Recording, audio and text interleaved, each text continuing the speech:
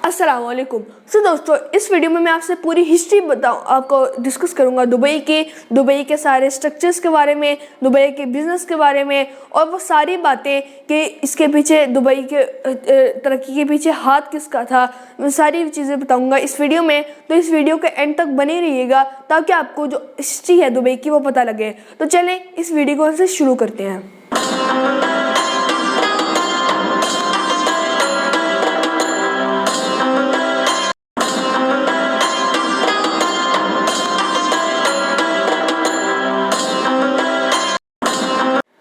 Basically 1820 में Dubai एक मछुआरों का छोटा सा गांव था और एक शेख थे जिनका नाम शेख मोहतम था।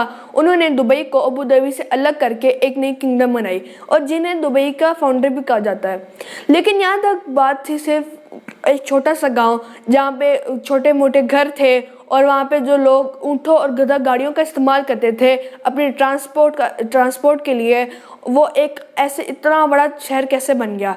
इसकी वजह ये थी कि 1958 में एक शेख आए जिन्होंने दुबई को एक गांव से एक चमकता शहर बना दिया और उनका नाम था शेख राशिद बिन सईद।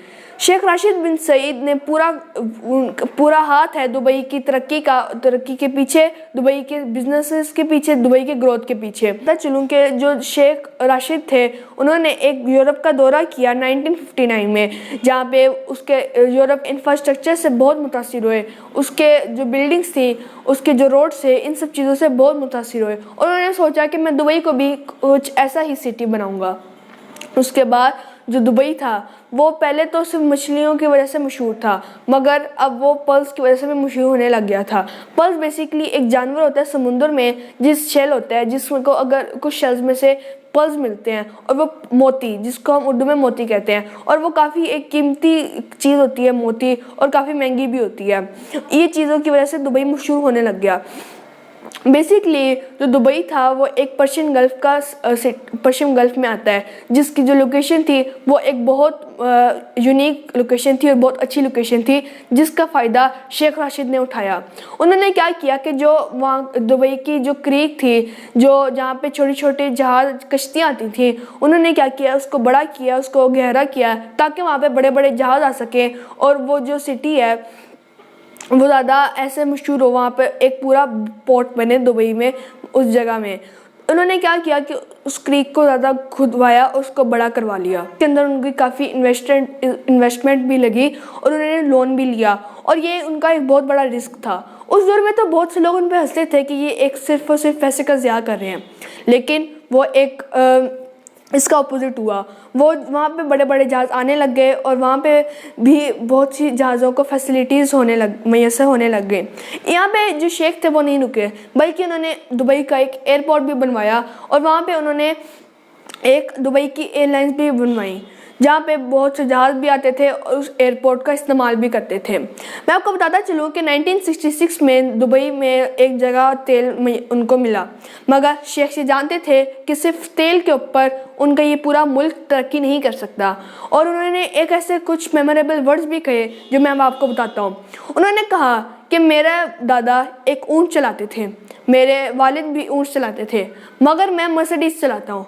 मेरा बेटा रेंज रोवर चलाएगा, मेरे बेटे का बेटा रेंज रोवर चलाएगा, मगर उसके बाद हालात कुछ ख़राब हो जाएंगे और फिर उसका बेटा दोबारा से ऊँट चलाएगा। इसलिए वो ये चाहते थे कि दुबई सिर्फ और सिर्फ ऑयल के ऊपर डिपेंड मत रहे, और उन्होंने ऐसा ही किया। बहुत सी बिल्डिंग्स बनवाई और बहुत से ऐसे काम किए जिसकी वजह से दुबई आज बहुत तरक्की याफ्ता मुल्क है। मैं आपको बताता चलूँ कि जो एक रेत के ऊपर एक छोटा सा कमरा बनाना भी बहुत मुश्किल होता है, और उन्होंने इतने बड़े बड़े स्काई स्कैपर्स बनवा दिए, वहाँ पे इतनी बड़ी बड़ी बिल्डिंग्स बनवा दी, खास तौर पर बुर्ज खलीफा। इसकी वजह क्या है? इसकी वजह ये है कि पानी। मैं आपको बताता चलूँ कि दुबई में बहुत से ऐसे वी शेप के पहाड़ हैं, और शेख ने ये सोचा कि वी शेप के पहाड़ों का मतलब ये है कि यहाँ पे कभी ना कभी तो पानी ज़रूर होगा। उन्होंने सोचा कि यहाँ पे मैं कुछ वर्कर्स को बुलवा के यहाँ पे खुदवाई करवाता हूँ, शायद पानी मिल जाए, और ऐसा ही हुआ। वहाँ पे पानी उनको मिला और पानी की वजह से ये बड़ी बड़ी बिल्डिंग्स आज खड़ी हैं दुबई में। और मैं आपको बताता चलूँ कि اس کے بعد جو شیخ تھے وہ یہ چاہتے تھے کہ جو ان کا دبئی ایئرپورٹ ہے وہ وہاں پہ زیادہ ٹریفک آئے۔ اس دور میں پاکستان ایک بہت بڑا ہب تھا ایئر لائنز کے لیے، خاص طور پہ USA کی فلائٹس اور امریکہ کی فلائٹس پاکستان کے ایئرپورٹس پہ آتی تھیں، اور کراچی کا ایئرپورٹ تب بہت مشہور ایئرپورٹ تھا۔ پاکستان کی جو ایئر لائنز تھی، Pakistan international air lines PIA، وہ بھی تب بہت پیک پہ تھیں، مگر اس کے بعد شیخ یہ چاہتے تھے کہ وہاں جو ساری ٹریفک ہے وہ دبئی میں ڈائیورٹ کر دیں، اور انہوں نے ایسے ہی کیا۔ انہوں نے ایک ایئر لائنز بنائی جس کا نام تھا ایئر ایمریٹس، اور اس کے ایئر لائنز کے جہاز PIA کے کمپنی سے خریدے آہستہ آہستہ، اور پھر آہستہ آہستہ PIA کے پاس بہت کم جہاز رہ گئے، اور جیسے کہ آپ آج PIA کا حال دیکھ سکتے ہیں کہ جو PIA کی فلائٹس ہیں وہ کبھی کبھار تو 3 سے 4 گھنٹے تک ڈیلے ہو جاتی ہیں، اور جو اس کے جہاز ہیں وہ بہت خستہ حالت کے اور پرانے جہاز ہیں۔ اور آج جو PIA ایک بہت لو کمپنی ہے، خاص طور پہ بہت سے لوگ PIA کو پریفر نہیں کرتے پاکستان میں رہتے ہوئے بھی، حالانکہ پاکستان کی انٹرنیشنل ایئر لائنز PIA ہے۔ میں اس کے بعد 1972 میں جو یہ ساری ریاستیں تھیں دبئی کی، یہ ساری ایک ملک، ان کے ساتھ شیخ نے کہا کہ ہم ایک ملک بن جاتے ہیں، اور اس کا نام پڑا UAE، یونائٹڈ عرب ایمریٹس۔ اس میں بیسیکلی جو دبئی تھا وہ تھا تو ایک کنگڈم، مگر وہ UAE ملک کو، اپنے ملک کو وہ شو کرتا تھا۔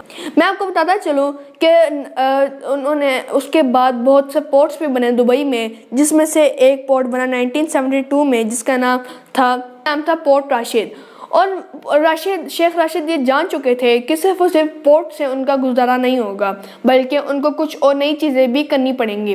میں آپ کو بتاتا چلوں کہ جو ان کے پورٹس تھے انہوں نے اس کو ٹیکس فری کر دیا تھا، کہ تاکہ جو وہاں پہ زیادہ سے زیادہ لوگ آئیں اور وہاں پہ ان کی سیلز زیادہ گرو ہو۔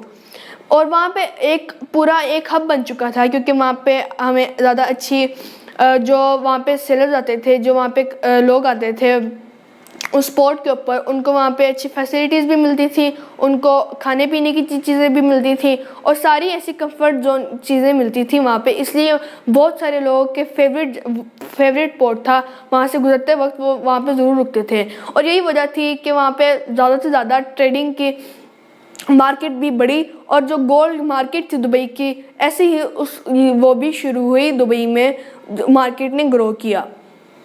میں نے آپ کو جیسے بتایا کہ شیخ یہ جان چکے تھے کہ صرف پورٹ کے ذریعے وہ دبئی کو ایک ترقی یافتہ ملک نہیں بنا سکتے، بلکہ ان کو کچھ ایسا کرنا پڑے گا کہ وہاں پہ زیادہ سے زیادہ لوگ اور ٹورسٹ آئیں۔ اور انہوں نے کیا کیا کہ وہاں پہ بہت ساری ہوٹلز بنوائے اور بہت سی ایسی کمفرٹ دینے والی چیزیں بنوائیں کہ وہاں پہ زیادہ سے زیادہ لوگ آئیں اور وہ وہاں پہ آ کے کمفرٹ فیل کریں، تاکہ وہ دوبارہ بھی آئیں۔ اور ایسا ہی ہوا، وہاں پہ انہوں نے ایک ہوٹل بنوایا جس کا نام تھا برج العرب۔ اس ہوٹل کو کمپلیٹ ہونے میں 1999 میں کمپلیٹ ہونا تھا، مگر 1999 میں شیخ راشد کی ڈیتھ ہو گئی۔ 1999 میں پھر اس کے بعد جو شیخ راشد کے بیٹے تھے جن کا نام تھا شیخ محمد بن راشد، انہوں نے اپنے والد کا جو خواب تھا اس کو پورا کیا اور اس کے اوپر کام کیا۔ بلکہ ان کا بھی یہی مشن تھا کہ وہ دبئی کو ایک پوری ترقی یافتہ کنگڈم بنائے، تاکہ وہاں پہ زیادہ سے زیادہ لوگ آئیں اور دبئی ایک بہت بڑی ایک کنگڈم بنے، ایک اسٹیٹ بنے UAE کی۔ میں آپ کو بتاتا چلوں کہ 1999 میں پھر جو برج العرب میں نے آپ کو بتایا تھا کہ ہوٹل بننا تھا، وہ کمپلیٹ ہو گیا تھا اور وہ تب اوپن بھی ہو چکا تھا، اور اس ٹائم پہ پوری دنیا میں 7 اسٹار ہوٹل صرف اور صرف برج العرب ہے۔ اور میں آپ کو بتاتا چلوں کہ برج العرب ایک بہت ہی لگژریس ہوٹل ہے، پورے آئلینڈ کے اوپر، وہ ایک آئلینڈ کے اوپر ہے، اور اس کا ایک پورا اپنا ہیلی پیڈ بھی ہے۔ اگر آپ اپنے ہیلی کاپٹر سے جانا ہے تو آپ ہیلی کاپٹر سے بھی اس کے اوپر جا سکتے ہو، اس کا اپنا ایک پرسنل ہیلی پیڈ بھی ہے۔ میں آپ کو بتاتا چلوں کہ دبئی کے ترقی اس کے پیچھے صرف اور صرف اس کا انفراسٹرکچر، یا جو یہ اس کی بلڈنگز یا اس کے ایئرپورٹ یا اس کے پورٹس کا پیچھے ہاتھ نہیں تھا، بلکہ اس کے پیچھے ایک رولز کا بھی ہاتھ تھا، ایک لاز کا بھی ہاتھ تھا۔ میں آپ کو بتاتا چلوں کہ جو شیخ تھے، شیخ راشد کے بیٹے جنہوں نے شیخ محمد، انہوں نے 1979 میں شیخ راشد کے بیٹے شیخ محمد، جیسے میں نے آپ کو بتایا تھا کہ شیخ راشد کے بعد رولر بنے دبئی کے، انہوں نے 1979 میں یہ کہا تھا کہ دبئی سال 2000 تک ایک بہت بڑی ایک ریاست بن چکا ہوگا، ایک بہت جدید ریاست بن چکا ہوگا، اور اس میں انہوں نے یہ بات بتائی، اور بہت سے برٹش اخباروں میں یہ بات ان کی چھپی، اور جو بھی لوگ برطانیہ کے لوگ ان کی یہ بات اخباروں میں پڑھی، جنہوں نے بھی پڑھی، ان کے چہرے پہ صرف اور صرف ایک مسکراہٹ تھی، کیونکہ یہ بہت مشکل تھا ایک ریگستان کو ایک چمکتا شہر بنانے میں، ٹرانسفارم کرنے میں بہت مشکل تھا۔ ایک برٹش جرنلسٹ تھے جنہوں نے شیخ محمد سے اس بارے میں پوچھا، اور شیخ محمد نے ان کو ایک بہت انٹرسٹنگ سٹوری بتائی۔ شیخ نے یہ بتایا کہ میں نے ابھی حال ہی میں اپنی ایک نئی پولیس کو اپوائنٹ کیا ہے، مطلب کہ جو سارے آفیسرز ہیں نئے اپوائنٹ کیے ہیں، نئے آفیسرز کو لیا ہے، اور ایک دن میں کسی اپنے رشتہ دار کے گھر جا رہا تھا گاڑی پہ، میں نے گاڑی کو غلطی سے نو پارکنگ کے ایریا میں لگا دیا۔ میں جب واپس آیا تو میں نے گاڑی کے ٹائر کے اوپر ایک کلپ لگا ہوا دیکھا، میں بہت حیران ہوا۔ میں نے اب سراؤنڈنگز میں دیکھا، اپنے ارد گرد دیکھا کہ وہاں پہ کوئی پولیس آفیسر ہے، وہاں پہ ایک پولیس آفیسر کھڑا تھا۔ میں نے اس کو اشارہ کر کے اپنی طرف بلایا، تو جب میری طرف آیا اس نے مجھے سلوٹ کیا۔ میں نے اس سے پوچھا کہ کیا تم یہ کلپ تم نے لگایا؟ اس نے ہاں میں اپنا سر ہلایا۔ پھر میں نے پوچھا کہ کیا تم مجھے جانتے ہو؟ اس نے کہا کہ آپ ہمارے شیخ محمد ہیں۔ میں نے پوچھا کیا تم میری گاڑی کو نہیں پہچانتے؟ اس نے ہاں میں جواب دیا۔ اور پھر میں نے اس سے پوچھا کہ تم نے کلپ کیوں لگایا، حالانکہ میں تو شیخ ہوں؟ تو اس نے جو آفیسر تھا اس نے آگے سے یہ جواب دیا کہ جو رولز ہوتے ہیں وہ سب کے لیے ایک ہوں، چاہے آپ شیخ ہو یا چاہے آپ ایک ریسٹورنٹ کے ویٹر ہو، لیکن آپ کے لیے رول سیم ہوں گے، لاز آپ کے لیے سیم ہوں گے۔ اور شیخ کو اس کی یہ بات بہت اچھی لگی، اور جب بھی کوئی ان سے اس دبئی کے بارے میں، دبئی کی ترقی کے بارے میں بات کرے تو وہ ہمیشہ اس 1979 والے وہ جو آفیسر تھا ہمیشہ اس کا نام لیتے ہیں کہ دبئی اس کی وجہ سے بنا تھا۔ اور اسی لیے اگر آپ آج دیکھیں گے تو دبئی میں اتنے سخت رولز ہیں کہ کوئی ان کو توڑنے کی ہمت بھی نہیں کرتا۔ وہاں پہ ایک رول صرف اور صرف ایک سگنل توڑنے میں اتنا بھاری جرمانہ ہوتا ہے، اتنی بھاری فیس ہوتی ہے کہ کوئی اتنی ہمت ہی نہیں کرتا کہ وہاں پہ وہ کوئی اس کا جو سگنل ہے وہ توڑے۔ اور وہاں پہ اگر کسی نے روڈ کراس کرنا ہو تو وہ تو صرف زیبرا کراسنگ سے روڈ کراس کرتے ہیں، اسی وجہ سے کہ اگر وہ کوئی اور سے روڈ کراس کریں گے تو ان کو ایک جرمانہ ان کو ایک بھاری فیس جمع کروانی پڑے گی۔ اسی لیے آپ دیکھ سکتے ہیں کہ دبئی کتنا ایک ترقی یافتہ ملک ہے، اور جتنے بھی آپ ملک دیکھیں گے ان کے پیچھے ان کا ایک لاز، ان کے رولز کا بھی بہت بڑا حق ہوتا ہے، اور جو یہ کام ہوتے ہیں یہ گورنمنٹ کی طرف سے کام ہوتے ہیں۔ اگر آپ آج دیکھیں گے کہ امریکہ کو یا دوسرے ملکوں کو دیکھیں گے جو آج اتنے سپر پاورز ہیں، تو ان کا بھی صرف پیچھے ان کا ہاتھ ان کے صرف رولز کے پیچھے ہے، ان کے سخت رولز کے پیچھے ہے۔ ایک سروے کیا گیا امریکہ میں، جدھر ان کو لوگوں سے یہ پوچھا گیا کہ آپ کو کیا لگتا ہے کہ امریکہ سپر پاور کیوں ہے، اور ان میں سے زیادہ تر لوگوں کا یہی جواب تھا کہ امریکہ کے سخت قوانین کی وجہ سے، سخت رولز کی وجہ سے امریکہ آج ایک سپر پاور ہے۔ اس سے ہمیں ثابت ہوتا ہے کہ اگر ایک ملک میں اچھے سخت قانون ہوں گے تو پھر ہی وہ ملک ترقی کر سکتا ہے۔ تو اب میں دوبارہ واپس آتا ہوں دبئی کے اوپر۔ میں نے آپ کو بتایا کہ دبئی میں کیا کیا ہوا، دبئی میں تیل نکلا، مگر شیخ کو یہ پتہ تھا کہ دبئی میں صرف شیخ تیل سے وہ گرو نہیں کر سکتے اپنے ملک کو، اور آج آپ دیکھیں گے کہ دبئی اسی وجہ سے ایک اتنا ترقی یافتہ ملک ہے۔ تو گائز یہ تھی میری ٹوٹل ویڈیو آن دبئی، کہ دبئی کیسے بنا، دبئی کی ہسٹری۔ دبئی پہلے ایک چھوٹا سا مچھواروں کا گاؤں تھا، اس کے بعد شیخ آئے، شیخ نے اس کو ڈیولپ کیا آہستہ آہستہ، اور پھر وہاں پہ بلڈنگز بنوائی، وہاں پہ پورٹس بنوایا، وہاں پہ ایئرپورٹ بنوایا، ایک اپنی پوری ایئر لائن بنوائی۔ یہ میں آپ کو سارا کنکلوژن بتا رہا ہوں آج کی ویڈیو کا۔ تو آئی ہوپ آپ کو میری ویڈیو اچھی لگی ہوگی۔ اگر میری ویڈیو اچھی لگی ہے تو میرے چینل کو سبسکرائب کر لیں تاکہ آپ کو ایسے یونیک ٹاپکس ملتے رہیں۔ We will meet another video۔ تب تک کے لیے اپنا خیال رکھیے گا۔ اللہ حافظ۔